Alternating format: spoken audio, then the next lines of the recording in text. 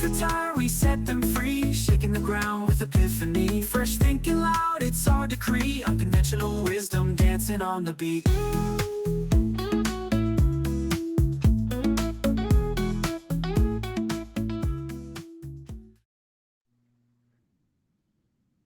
Hello, and welcome to Unconventional Wisdom, about conventional wisdom, where cliches come to retire and fresh thinking we inspire. And I want to welcome Laura Yang Renner today. She is the CEO of Freedom Makers. They have virtual services. She's going to tell you all about her business in just a minute. Laura, first of all, I just want to thank you for taking the time to talk to us today. Why don't you take a few moments to introduce yourself? Thanks for having me, Kim. I'm excited to be here. Our company is called Freedom Makers Virtual Services, and we help solopreneurs and small teams who are overwhelmed by that idea of finding flexible talent they can trust. We help them by matching them with skilled military spouses as their virtual support. I have 8 employees who run the company. We have about 350 assistants who we call Freedom Makers, and about 125 of them actively working at any given time because flexibility is a big part of our models. Right. How did you come up with this idea? Because it's really unique. Yeah, so I was originally doing recruiting for small businesses, and I was just meeting a lot of business owners who weren't ready to hire. Either they didn't have the consistent revenue or enough work to even merit a half-time or part-time employee, but they still needed support. Meanwhile, I come from a military family. My brother's full-time Air Force, and right when I was thinking about this, he was getting ready to move yet again. It reminded me, my sister-in-law was always, we have that conversation every time. What are you going to do for work when they get their next assignment? And sure enough, they're moving again this summer, and that came up again. So it just got me thinking about this unmet need on the business owner side and this untapped talent on the military spouse side. And that's what led me to put the two together. That's amazing. And you've just grown it so substantially. So it's very impressive. I think when I originally met you, you were doing the recruiting. I think so. Yeah. Yes. So Yeah. that's very cool. All right. I have a random question for you. My Okay. random question for you is, what is the most out of character thing you've ever done? Yes. So I would struggle to answer this question because I'm a pretty out of character person, I think. Like I'm always willing to try new things. But one of my real big quirks is I cannot stand eggs. And it's totally mental because if you convince me it's not an egg, I will eat it. But yeah, it's happened where I thought some egg whites were tofu and I was eating it until I realized they were egg whites and then I couldn't eat them. A few months ago, I ate some eggs and I told myself they were not chicken eggs. I think I said they were quail eggs. Not that that is any different, but that's what got me to eat them. So Okay, so now I'm dying to know. What did you think? it was good. It was good. They were small. They were on top of some sushi rolls and I thought it was quite tasty. I didn't have the texture issue that I think I have with eggs. How funny. I eat eggs every morning. Like that is my breakfast. I don't know if I could live without eggs.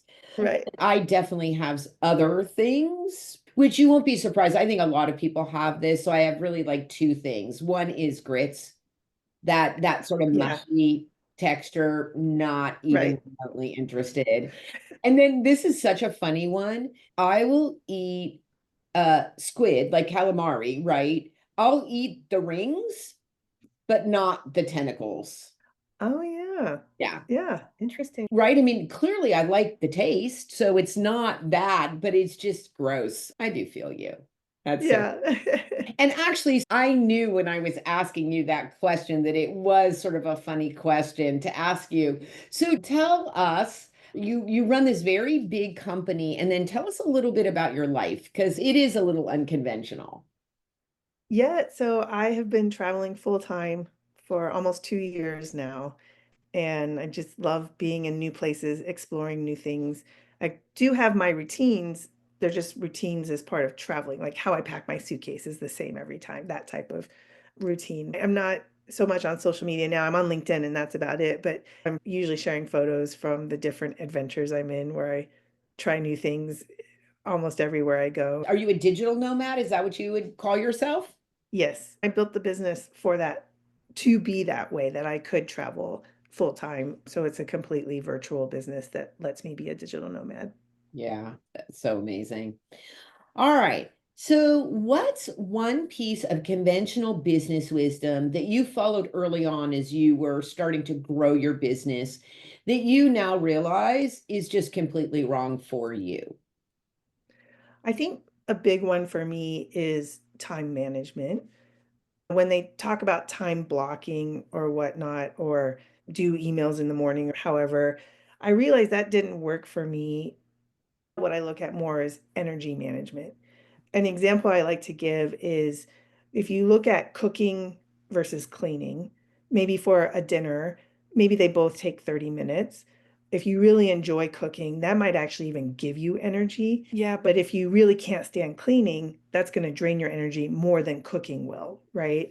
And Right. so rather than looking at it as how can I be productive in these 30 minutes, I started looking at it as what are the tasks that give me energy or drain less energy?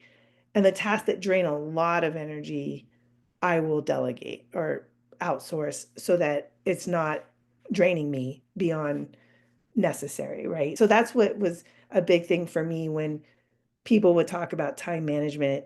And I realized that didn't work for me. I needed to look at what gave me energy or what didn't drain my energy, and at what times during the day might that happen. Most people, I think, get sleepy in the afternoons or whatnot, but I get energized from meeting with people. So I would schedule my meetings in the afternoons. And in the morning, that's when I'm productive, when I can focus. And so I would do my focus work in the mornings, schedule meetings in the afternoons, and then I had a great day. But if I had meetings in the morning, I no joke took a nap in the afternoon and then I got nothing done. So that's my thing, was looking more at sort of life hacks around my energy versus time, doing it in a time manner. Right. You said something that will surprise, I think, some people. You didn't say, oh, the things that drain my energy, I need to make sure I do those at X time with, right? What you said is, I make sure I delegate those things. And Yes.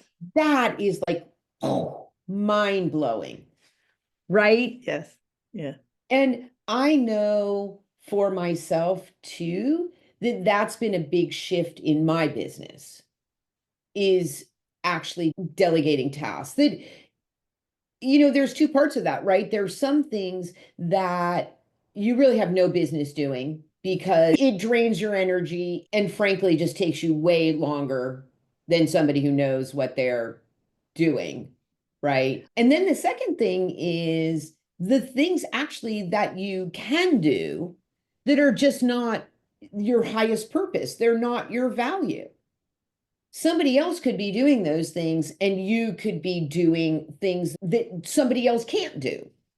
Right. Exactly. Yes. And I've heard that before where someone's like, well, if I don't, if it drains my energy, it's going to drain someone else's energy. And that is not true, right? Like I've met people who love doing the things that I Yeah. can't stand doing. I think that was a big part of my personal growth when getting the business going, was learning to understand my body and what my body was telling me. I grew up with a mom where perfect attendance was absolutely the most important thing.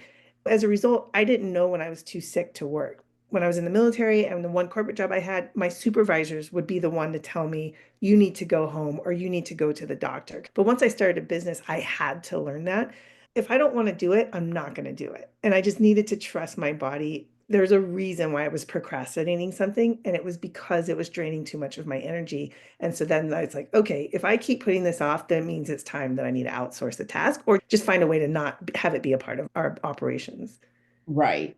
I would agree with everything that you just said. I think making the assumption that if you hate it, everybody hates it is an erroneous assumption. It's just not true. We all have Right. different styles and we all like different things. And actually, you're better off having a diverse team than you are having a homogeneous team, right? Exactly. And I think the second thing is that how much more can you get done if you've Yes. got that leverage? It's really important piece of, I think, all of our ability to grow and also to make sure that you have the right people in the right seats you can trust.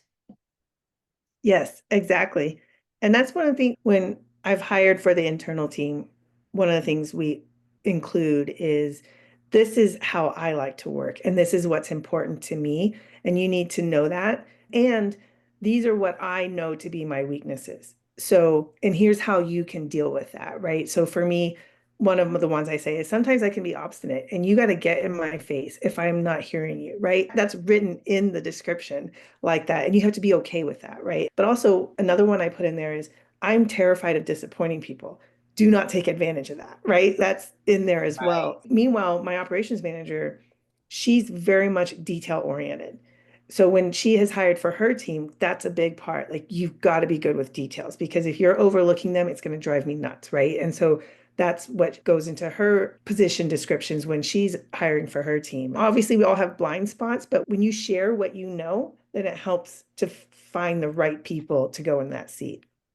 Right. And I think the other piece of this is that, first of all, you're modeling for the rest of your employees, which is super important. And this has actually come up with other podcast guests, business owners, which is that amazing thing of you have put yourself in a position to say, I'm human Yes.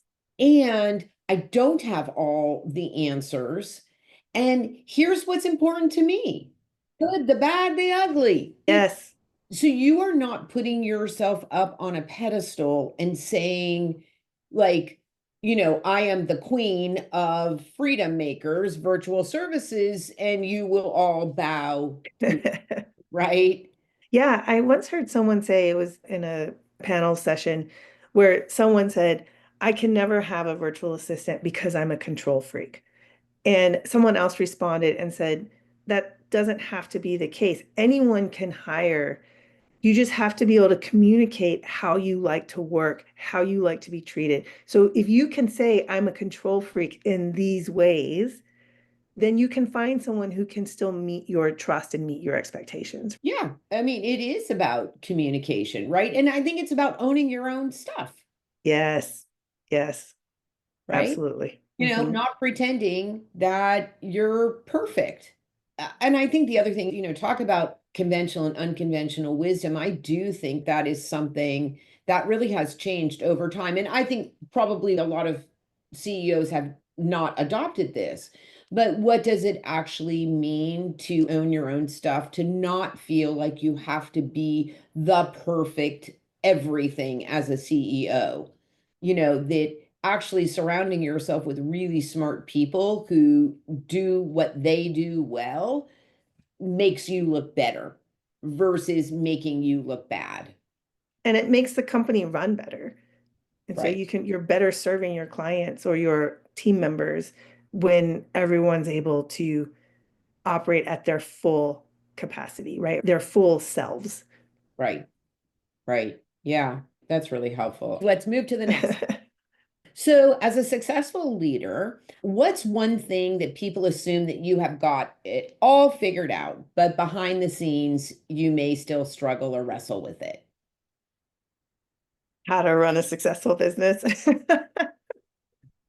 I think part of that is I know I'm not the only one, but sometimes it feels that way where you're always comparing yourself to someone who's bigger or who you think is better than you are. And then I find myself wondering, could my business have an even bigger impact if I stop playing so small, if I, were to operate at the level these people who appear to be bigger or better than me are operating at. And so that's something that I still wrestle with, especially when I meet those people who in my mind are bigger than me or better than me. I think I tend to downplay what I have accomplished because I want to avoid that comparison in my head as a way to self-preservation. But I do wrestle with that quite a bit. Right. It's so interesting. If I heard you correctly, you said you have 8 people that work for you and 350 freedom makers and 125 doing assignments at any one time. I would say that from my point of view, that's a pretty significant business. Thank you. Yeah, and it's one of those things, right, where when we're at 20 employees and 500 assistants, is that going to be big enough? Or when we're at 100 employees and 2,000 assistants, is that going to be big enough? It's that constant comparison that's Right. not healthy. You have to balance and find a healthy way to make sure you are improving and you're not sabotaging yourself. Right. And did also you have the balance though in your life that you want, right? That you're leading the lifestyle that you want. Right, exactly. And knowing that what your goal is, right? Is it growth at all costs? Is it balance? And being okay with whatever you choose and Right. knowing that you can change your mind. Like maybe right now you want balance and in a few years you want to grow at all costs or vice versa. And that's okay as long as you are aware of what your goal is and you've committed to it for the time being. Right. Exactly. And that I always like to say this sort of work-life balance, it doesn't exist. There's just life, right? Exactly. Right. But I think what you're saying is we make different choices about how we want to spend our time at different times. And to be mindful and agile around what does the business look like? And really, I think the other point that you really made is what kind of help and support do I need? Right. And I like how you brought up balance because on the flip side of that too, something that I am always wrestling with or wondering is, am I providing enough support and help to my employees? Speaking of this life of travel, is travel taking me away from my employees or not? And I think that's something, even with my team, that whole work-life balance. Are you spending enough time with your family or are you spending enough time at work? Especially in our situation where everyone works from home.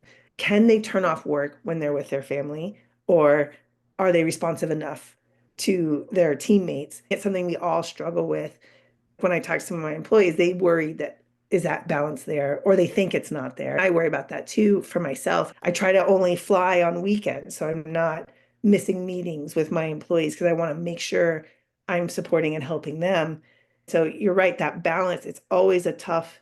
Mom guilt is on both sides. If you're working or not working, it's on both sides. It's a lose-lose thought process, right? Around and we see that with our clients too. For even me, my calendar, I have one calendar. My personal and my business is all on one calendar because that's how I am able to achieve that kind of balance, right? And we see that a lot with our clients too. Like their business and their personal calendars are one and the same because it just is easier to balance it that way. So I think that's a key word is balance is tenuous and oftentimes in the head, but maybe not, right? And so it's a tough one. Yeah, there's an app, but you can also do it as a physical journal called the 5 Minute Journal, which I really like. You should buy it if that's a good suggestion for you, but I'm going to give you what I think is really the key, which was like a mind blower for me.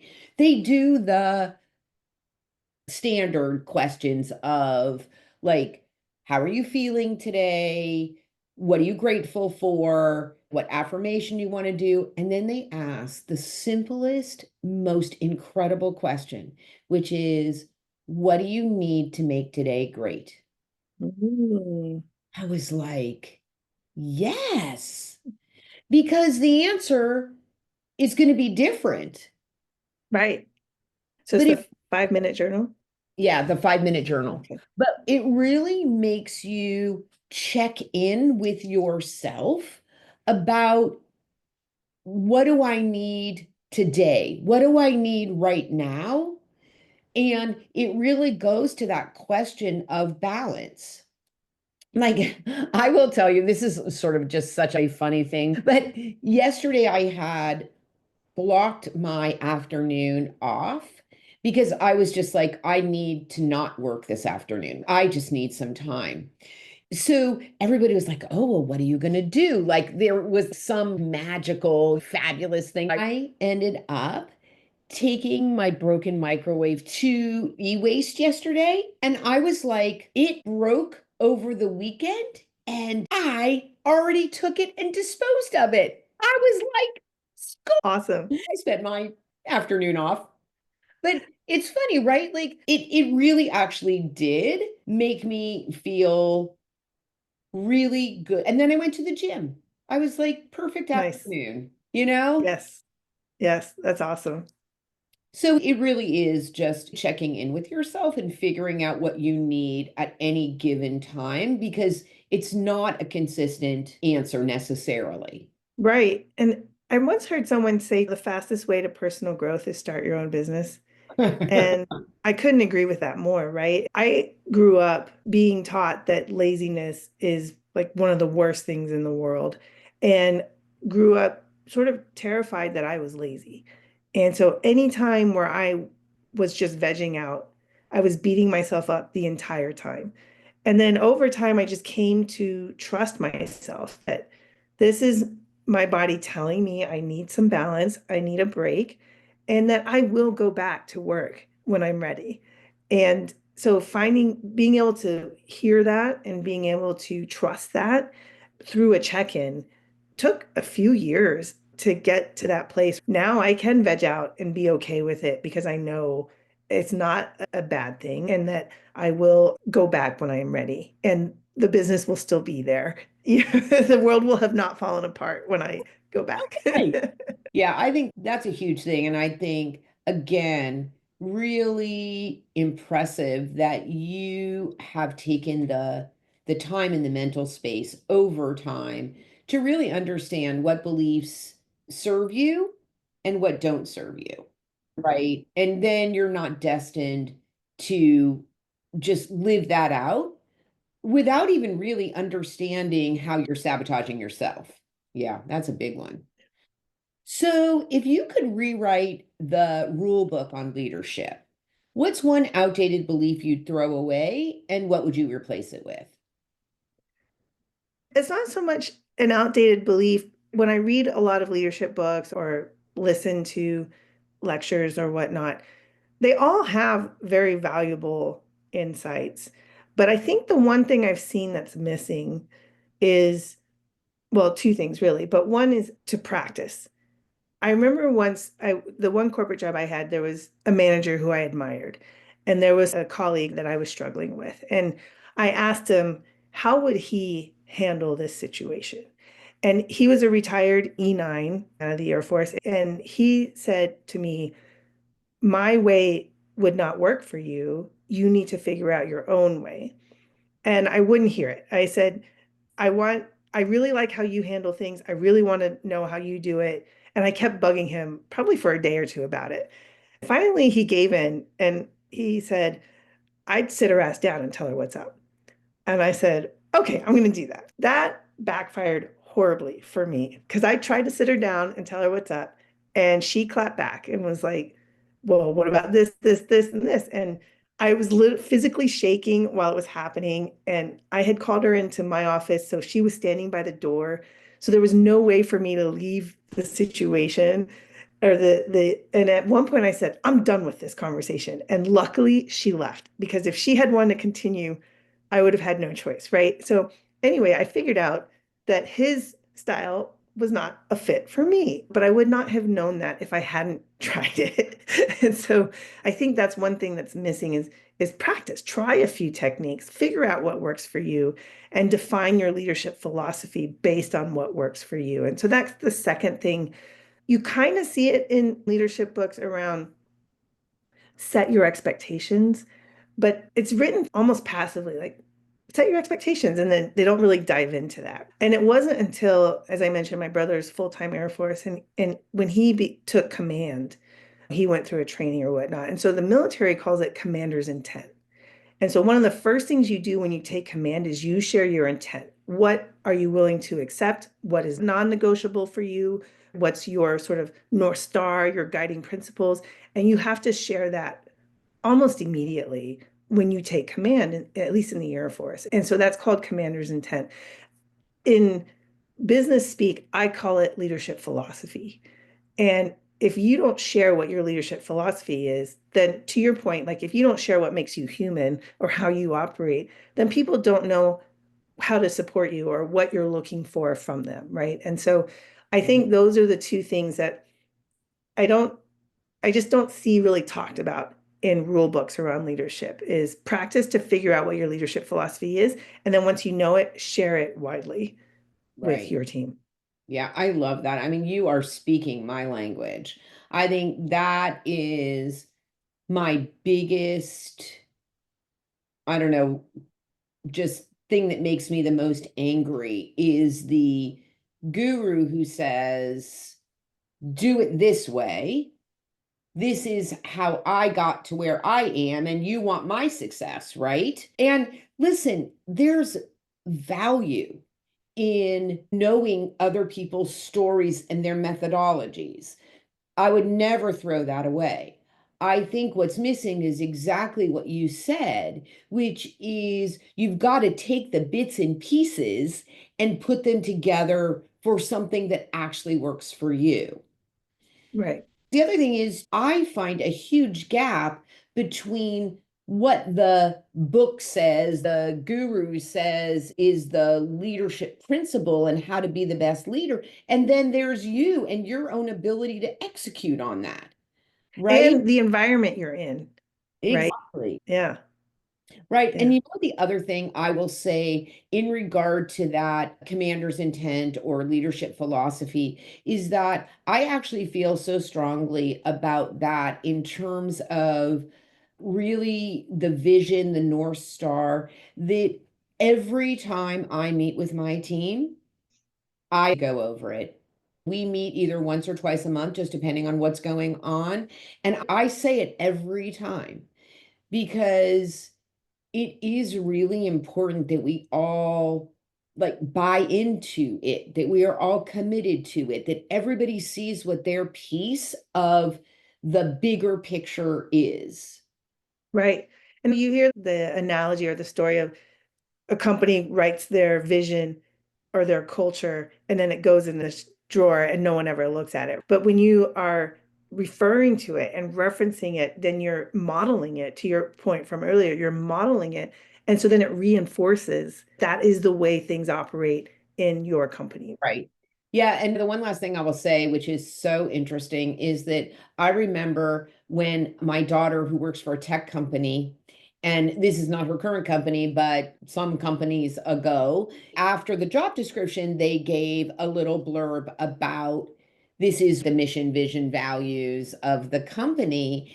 And she did her informational interviewing of people in the company and read like Glassdoor and so forth. And there was such a mismatch between who they said they are and how they operated. Right, And right, that's a problem. right. Exactly. And in some ways, it's almost worse, right? I mean, you could just be shitty, right? Or you can say that you're great and be shitty, and that's worse. Right. It just shows that disconnect. Yeah. Yeah. At least own it. Right. Right. Because I know for sure there are times where we miss the mark on our values, but we also have a culture where it's acceptable for people to point that out. And then we try and rectify it. Yeah. And if you're in a situation where you can't ever be wrong. Yes. So I want to ask you one more question. And actually, you had touched on it a little bit around imposter syndrome. You know, you have a very successful business. When that doubt creeps in, how do you handle it? What do you do or say to yourself that makes you able to go on? I've been known to be an oversharer. And when I'm not sure how to solve something, I just start talking about it to everyone because usually eventually someone will say something that will unlock what I'm stuck on. I also will enroll in a lot of programs or courses to help me. The analogy I like to give is in the old school video games where you would get to one level and you could crush it. And then you get to the next level and you're killed within the first 5 seconds because you haven't learned that level yet, right? And so there have been a couple of times in the business where I feel like we've gotten to another level and I just don't know what to do. And so then I start enrolling in as many programs as I can find. And so I read a lot and listen to experts and whatnot just to help unlock ideas. I just go into learning mode, I think. And then other times I just try and ignore it or find ways to remind myself they seem bigger to me. They seem more like they know what they're doing more than I do.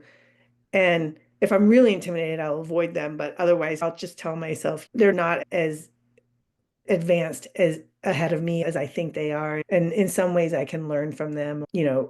If they make me feel bad about myself, then they're not healthy for me to be around, right? Or if I let them make me feel bad about myself. So I just kind of go into learning mode where you picture them in a situation where it makes them less intimidating to you, right? So I think sometimes I'll do that to help with the imposter syndrome as well. Like that might seem cruel, but it does help me. Oh, funny. You know what? I had a client many years ago who was like realtor to the stars, right? So literally like Mariah Carey had given him her cell phone number. She was looking for a particular property. And he would sometimes have this like, oh my God, I got him the book, Everybody Poops, right? Yes, right. Exactly. Love that. Yes. Yeah. It kind of puts everybody like right on the same level, Yes. right? Yes. I You love know? that. Yeah. Yeah. And I think the really interesting thing around that is to just get curious. I mean, they're potentially fountains of information. And if they're willing to share, then there's a lot for you to learn. And like you said, if they're not willing to share or they somehow do or say something that trigger you, I think it's actually a great act of self-care to be, yeah, you're not my person, right? Yeah. And it reminds me too, when I was first getting the business going, I was doing dog walking and dog sitting as a way for cash, right? To have a living because I wanted to bootstrap. I didn't want to raise capital. I was really intimidated by myself about that. Was someone of my education level enjoys dog walking? How is that okay? And I said that to a friend of mine, and she goes, "Do you enjoy it?" And I said, "Yes." And then she said, "Then what do you care?" And that really freed me from these sort of self-imposed intimidations of what I thought society expected of me.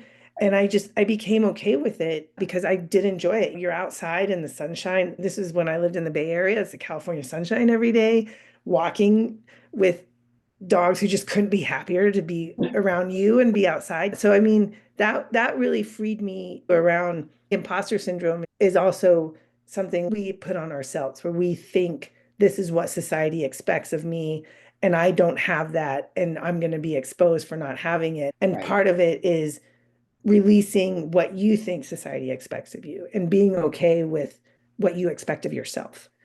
Oh my God. Absolutely.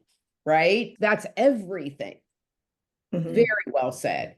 Laura, thank you so much. There are just so many gems here and so many important learnings and thoughts. I can't even thank you enough for sharing and being a little vulnerable. I think it's just really helpful because there's somebody who's trying to start a business or who is not to the level you are that just needs to hear exactly what you just said, right? Oh, thank you. Yeah, thanks for having me and for holding conversations like this because these are not conversations I see often around leadership and in general around running a business. So thank you for having these conversations. Thank you. All right. This is Kim Miller-Hershon, Unconventional Wisdom about conventional wisdom, where cliches come to retire and fresh thinking we inspire. Laura, thanks again. All right. Thank Share, subscribe, download. All right. See you on Yes. the next episode. All right. Bye. Clichés retire, we set them free, shaking the ground with epiphany. Fresh thinking loud, it's our decree. Unconventional wisdom dancing on the beat.